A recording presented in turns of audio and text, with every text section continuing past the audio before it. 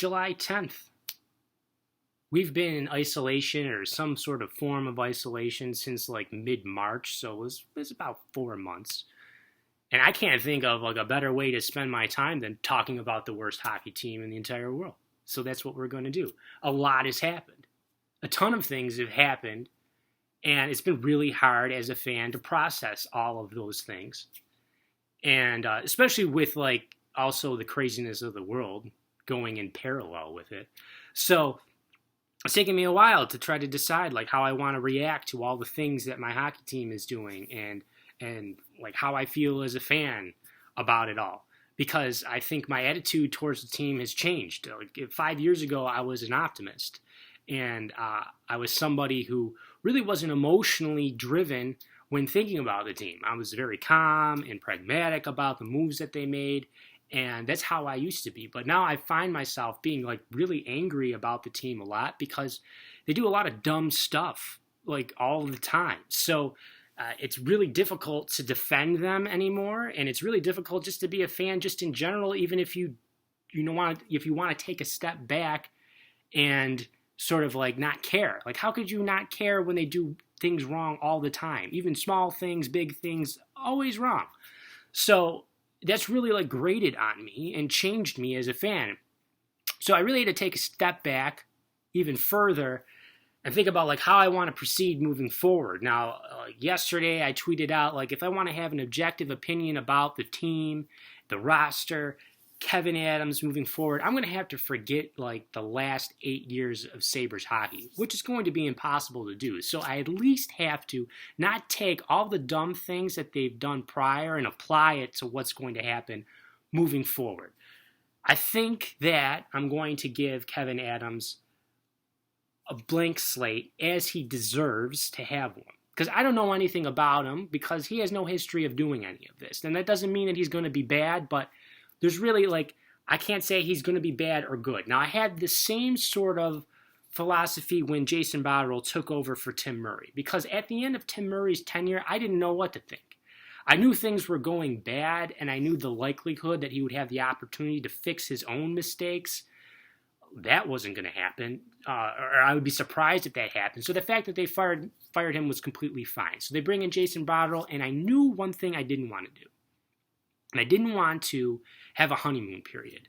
I don't believe in that. That sort of thing where, well, he's the opposite of Tim Murray in every way, so therefore the things that he does, I'm going to just say they're always good. And I wasn't like that. With Jason Botterill's tenure, I was very like he made a move and then I reacted to it, good or bad. And I think I'm going to be the same way with Kevin Adams because I think that that's fair. And right now, the things that he is saying sounds great. It sounds great because it appears that they want to sort of embrace analytics. And by no means do I need them to jump headfirst into it like Carolina or something, but they can no longer just have their toes in the water when it comes to analytics, where it seems like they have one guy hired just to shut everybody up. It's like, yeah, we got that guy. What's his name? I don't even know. So his name's Jason Nightingale. So, anyway, that guy, yeah, hopefully he has a say now in the things that happen with the team. And he has then a unit of people that help him do that. And that's how they form decisions about their roster. What I would do if I was GM and I'm just some average Joe, I would have a hockey department filled with grizzled scouting veterans who feel like watching the game is super important, and I would have them feeding me information. And then I'd have my new school people who would tell me about the advanced statistics, and then they would be feeding me information.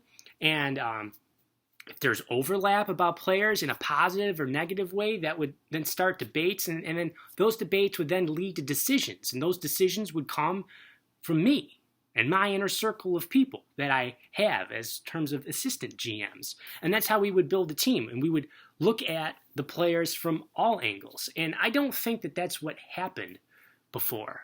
I don't think that that's how they did it. I know that that's not how they did it. I think what ended up happening, if I had to guess, and I don't really know, because we're always looking we're fans, we view everything from the outside looking in and then assuming on what's going to happen. And that's exactly what I think Terry Pegula did. How could you come away with a different sort of opinion than, wow, all this team needs is money, and I got that. When we're the owners, we'll just throw a bunch of money at stuff and we'll be good. Because basically that was the biggest gripe from fans since I was like a little kid. It's like, oh, well, they don't pay anybody. That's why Pekka's gone. They don't pay anybody. That's why Drury and Briere are gone. Whatever complicated thing happened with Hasek, but it probably was dealing with money because they didn't want to invest money in other players to be good to win with Hasek. So it's always been money. And then you add bankruptcy in there, and that's going to be on the tip of fans' tongues all the time. So it's not surprising that Terry Pegula came in and said, you know what, let's just throw a bunch of money at the problem, and let's see if that works. Obviously, it didn't work because what that does do is it just breeds laziness, and that's what happened, I think. I think it just bred laziness because they would assume that money would be able to fix everything, even the problems that they made, when reality, that's not what the money was for. The money was never for, from my eyes, for Brad Richards. It was never for players like that. It was never for Zach Parise or Ryan Suter or going after Steven Stamkos. His money wasn't about that. It was about never losing Briere and Drury again. When you form your own stars, you get to keep them. That's the only thing I ever cared about. And I think right now, I know fans are like hearing stuff about getting lean or whatever Russ Brandon buzzword you hear coming out of Kim Pegula's mouth, and that's really, really aggravating for you because we did that before and we were really upset all the time. We're going to do that again. I thought those days were over, but maybe because they're going lean, they'll finally start making smart decisions because they just have to survive. It's like, oh, well, we have to look at this from every angle before we make a decision because quite frankly, we can't just burn money anymore.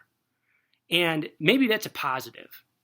And that leads me to what I think is going to happen and what happens anytime that you bring a general manager in, and fans should be prepared for this, and that is a rebuild. Whatever that word means to you. Now, generally speaking, rebuild is a dirty word to fans, especially us. I mean, God, how long are you going to rebuild? But anytime you bring a general manager in, they're generally coming into a situation that's a complete dumpster fire.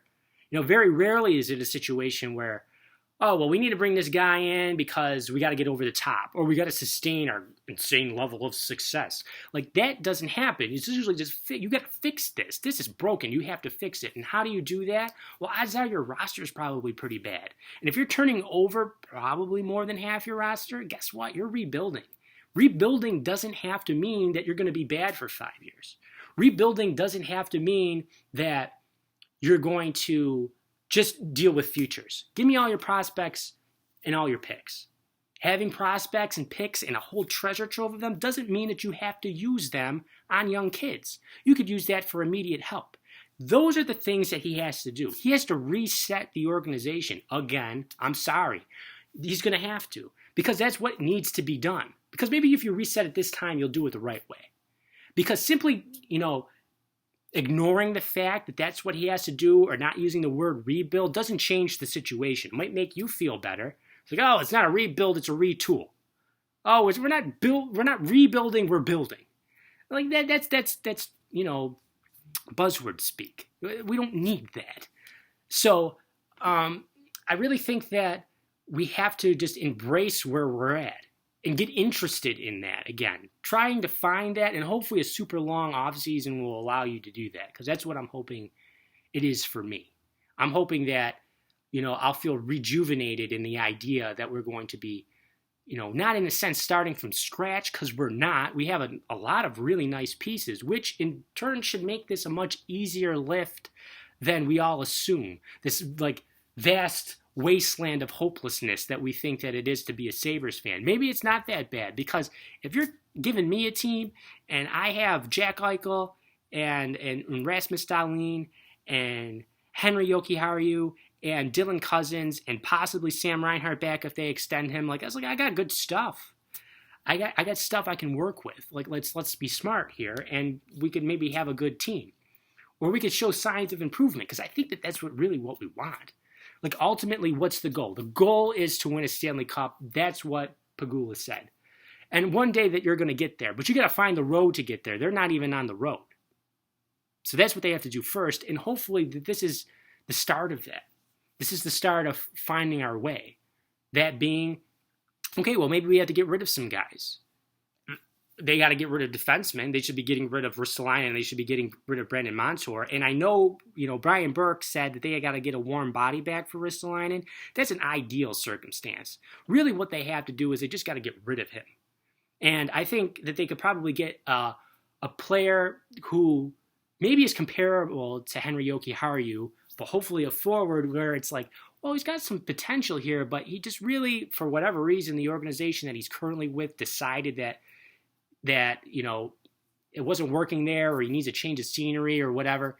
Like a player like that, I think that could be enough, because him not being on the team is a positive. Brendan Montour not being on the team is a positive, especially the way that Kruger wants to play. So getting rid of those players is probably going to free up close to $10 million. And then the players that you bring back, you should try to bring back players who don't take up a lot of your cap, because they just need the flexibility, period. And they need options. That's what I would want if I was restarting something. I'd be like, well, I don't want to be painted into a corner here. How the hell am I going to ever fix this if I can't move? So I got to, at very least, kind of figure out some options for me to go here and how I want to build the team. So I think that's what this is about right now. This is what this offseason is about. Now, they could still acquire players, and they probably will, and they should. But really, they have to fix the environment of the team, first and foremost. Hopefully, to change some philosophies, like I talked about previously with the analytics. Because my God, is there a city, a market that should be more analytically driven than this one? Like, I know we all like living here, maybe, but I'm telling you, it's you're a small market. You probably don't have the money that you thought you did before. You might want to be smarter than everybody else, because no one's going to want to come here. Maybe when they come here and start living here, they're going to want to live here because it's actually kind of nice. But I don't think kids grow up dreaming of playing for this organization. So you maybe got to think about the game a different way. And that's basically what I'm going to do moving forward. I'm going to try to be optimistic. Try to look at it as if the last 8 years didn't completely damage me in some way. And give Adams, let's say, give Adams some leeway. The Pagulas we can pile on because they deserve it. But Adams we know nothing about. And we should really wait and see what he does before we determine whether or not he can't do this job. So that's all I have to say for today. Thank you for watching. And that's it.